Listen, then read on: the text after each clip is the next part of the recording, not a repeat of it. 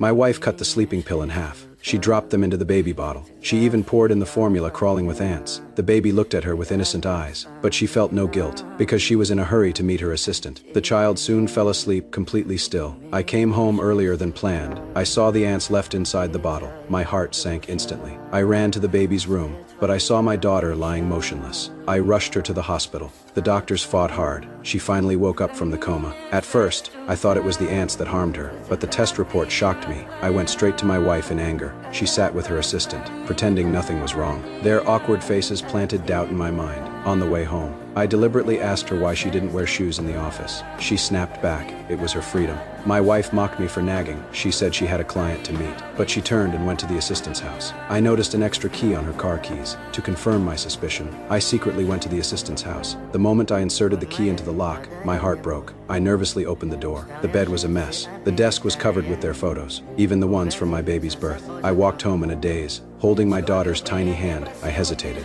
I didn't know if she was mine, but I couldn't let her lose her mother's love from the start. So when my wife came home, I stayed silent. The next day, she went to the assistant's house again. This time, she found a new toothbrush in his bathroom. Baby items filled the corner. For the first time, she was afraid. She realized his ambition was more than her. She came home acting different. She started cleaning the house, even scrubbing the floors spotless. Just as she was trying to be a good wife, she saw a photo by her mirror. She panicked, thinking I already knew. At dinner, she explained, she was just distracted. She had neglected me and the baby. I believed her, thinking she was turning back to me. But soon after, she started fooling around with the assistant again. At that moment, I came back with the baby. The scene in front of me froze me in place. I stayed silent and hid quietly. I wasn't avoiding revenge. I was waiting for the right time. The next day, I had a friend drop me at the train station. She thought I was gone, but I slipped into the assistant's house quietly. I put on gloves. I collected his hair from the bed. I also found a knife in the drawer. That night, she came home to take off her makeup. She saw more private photos by the mirror.